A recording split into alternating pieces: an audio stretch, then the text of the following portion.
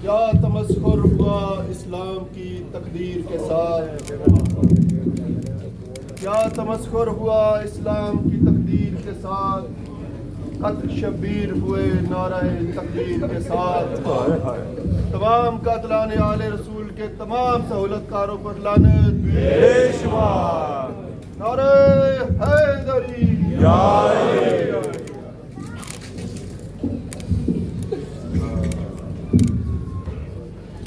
इन्ना लिल्लाह व इन्ना इलैहि राजिऊन। इन्ना लिल्लाह व इन्ना इलैहि राजिऊन। इन्ना लिल्लाह व इन्ना इलैहि राजिऊन।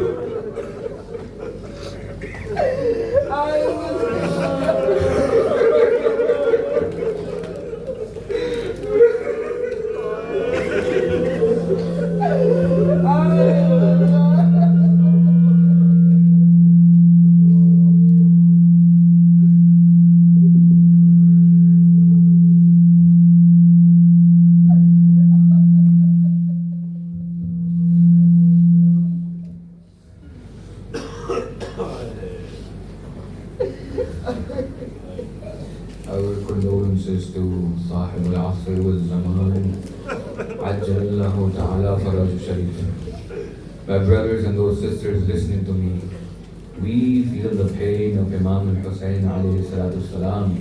But trust me and believe me on this, we cry tears and the son of al-Zahra cried tears. But the difference between our tears is we've heard and we cry, and he sees and he cries.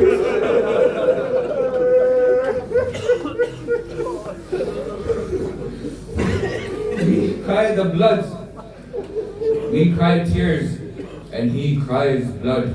The son of al-Zahra is in his loneliness right now. I don't know where he is, I don't know what the riwayah says, but I'm pretty sure he's close to the qabr of Sayyid al-Shuhada and the Zawar of Imam al-Hussein alayhi salatu wassalam, and he cries the blood of tears right now. What we have heard, he sees year after year. The love of Hussein does not require language. This is beyond language. To cry on Hussein, don't wait for Arabic or Persian or Urdu or English. When you hear Hussein, you hear Hussein. This is the language of love. Today, the Sahib al-Asr al-Zaman is bleeding from his eyes and he's beating his chest and he says, Hussein, Ya Hussein. On this day today, Salama wakes up in Medina and she cries, Hussein, Wa Husseinna. And people gather and they ask, Oh Salama, what brings you to tears today? She says, what is the date today? They say, Salama, it is the 10th of Muharram. He says, this is the day I was promised. For I saw in my dream Rasulullah. I saw Rasulullah in a state. His buttons are unbuttoned. His sleeves are rolled. There is hair. There is sand on his head. And he beats and said, Salama, he said, Salama, how are you sleeping right now when they have butchered my son Hussein on the plains of Karbala? Wake up, Salama! Wake up, Salama! For they've killed my Hussein on the plains of Karbala. For they've butchered my son Hussein on the plains of Karbala. My brothers and my sisters, and those listening to me, I know it has been a long few nights and it has been a long day, but you sit here in the shade.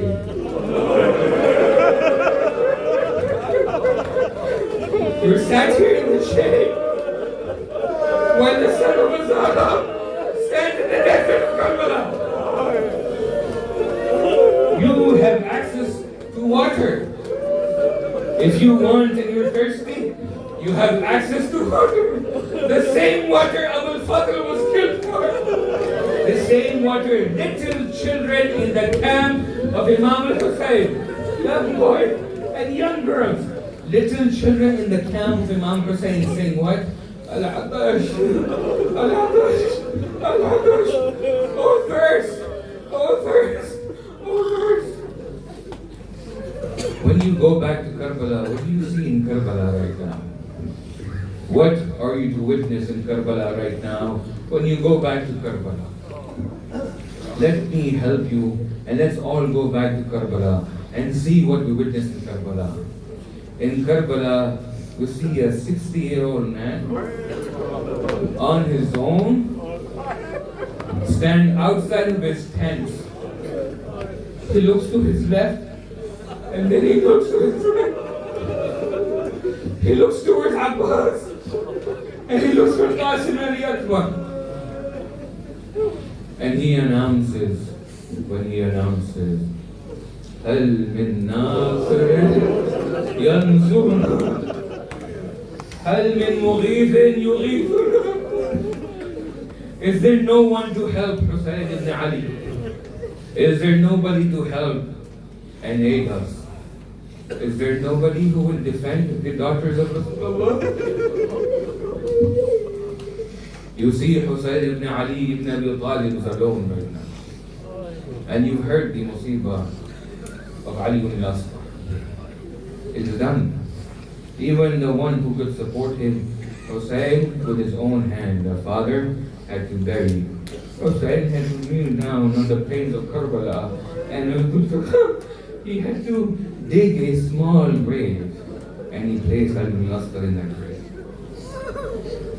Imam Hussein stands up, and it is time now. He understands the Mashi'a and the Maslaha, and the promise he made to his grandfather. He now, Sayyidul Shuhada, understands it is time. You tell me the commotion in the tents of Hussein when Hussein is entering the tents for the last time. Understand the weight of the statement. When I say entering the tents for the last time, every shaheed who went outside except for Abu al-Fadl, he came back. Hussein will not have this privilege. He won't be coming back to the tents anymore. How does he say his goodbyes? Who does he meet first? Does he see Ruqayya first or Sakina first? Does he speak to Fatima first or Khadija first? Does he speak to Kulthum or Zainab Salamullah alayha? Who does Hussein go and sit with?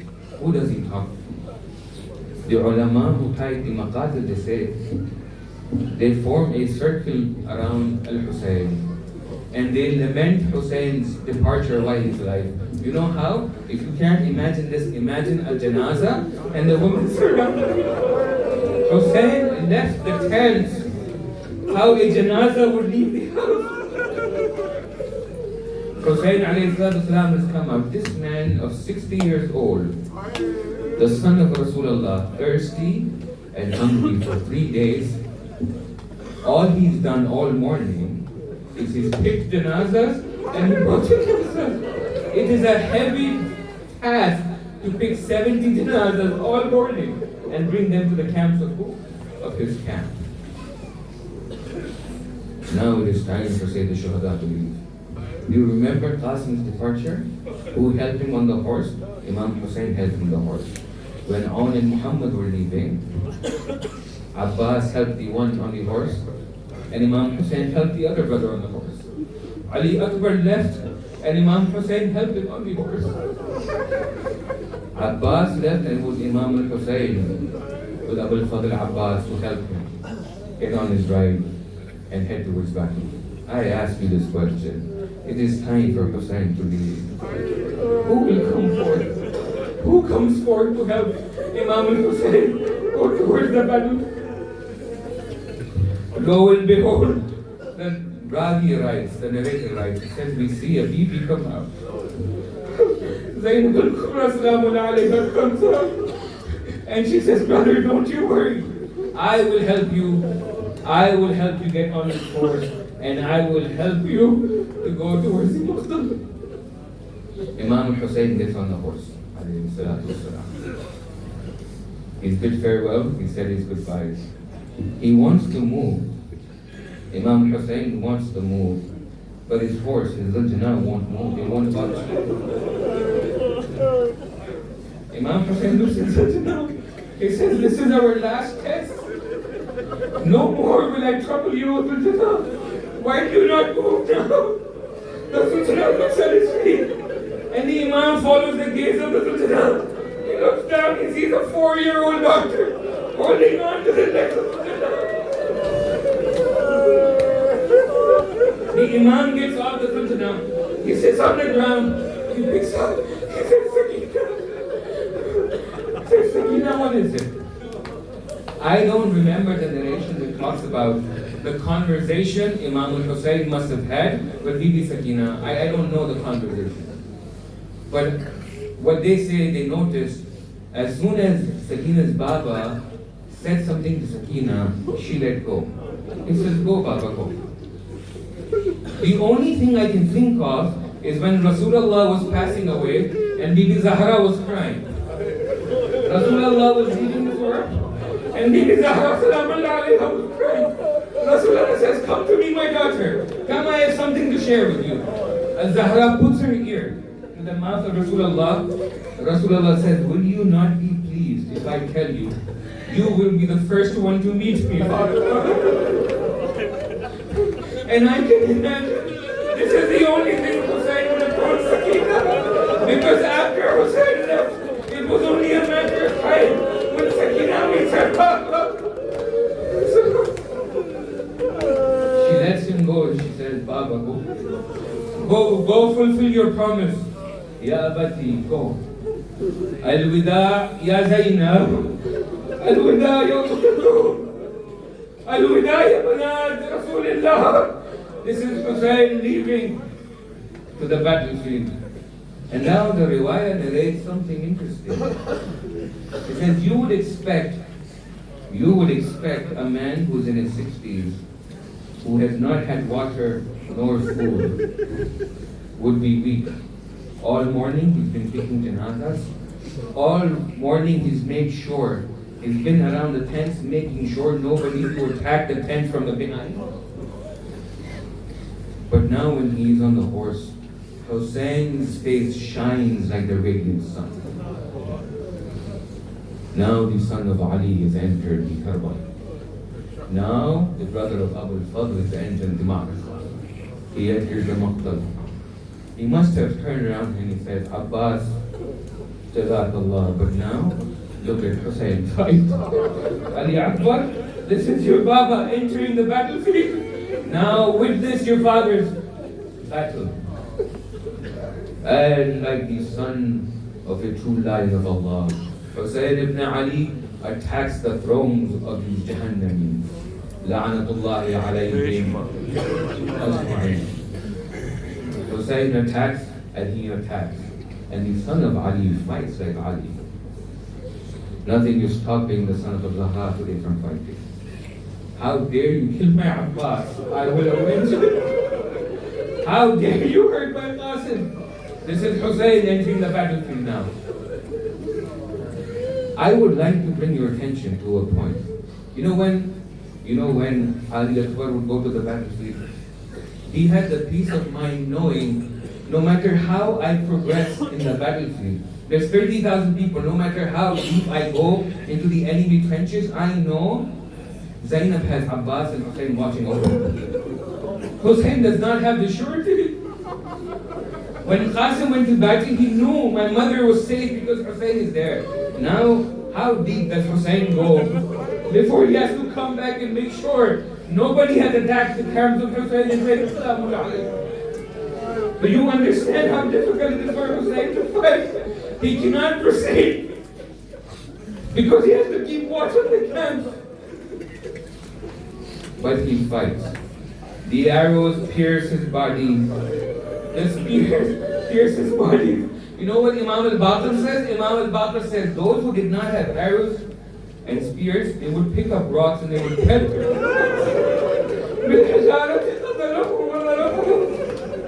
They would pelt him with rocks. The son of al-Zahra on his horse now and he fights. Till a point where it is heard.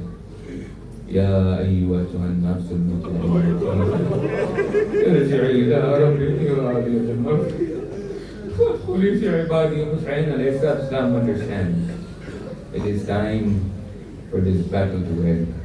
It is time for Hussein to go. Hussein alayhi salam on his knees on the ground in Karbala. These mana'in, these accursed ones, these enemies of God are afraid to approach Hussein ibn Ali. He sits there leaning on his Zulfiqar on his knees.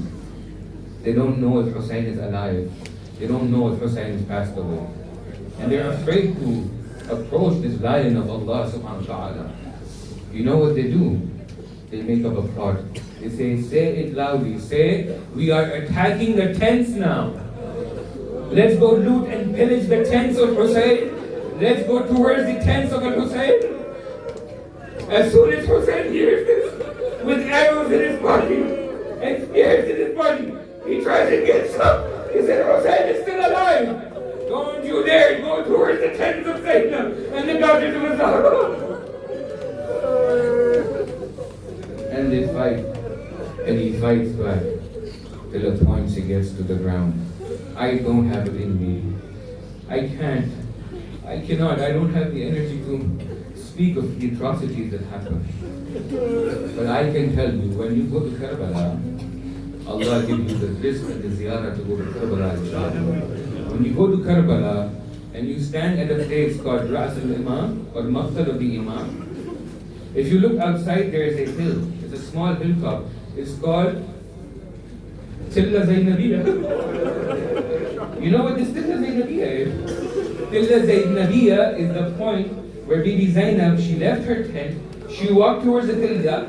It's a hilltop where she overlooked and she saw Hussein ibn Ali, her brother, the son of her mother, on the ground in his blood, covered from head to toe. Her brother covered. She stands up and she witnesses this. This was enough masa'ib, this was enough musibah for a woman to watch. But you know what else she sees? She sees something else. She sees Shimr get off his horse. Shimr gets off his horse and he walks towards his Hussein, and his intentions are not good. He's holding a dagger in his hand. He approaches Hussein and Zainab shrieks out, Shimr, what is it you plan to do? This is the son of Rasulullah. This is the son of Ali ibn Abi Talib. This is the son of Zahra. What is your intention? And Shimr walks close. وَشِمْرٌ جَالِسُ عَلَى صَدْرِهِ. And Shimr sits on the chest of Imam Hussein. وَصَلَى بِلَا يَدِيهِ. He grabs him by the beard and he puts him to death. From leg to leg. You hear the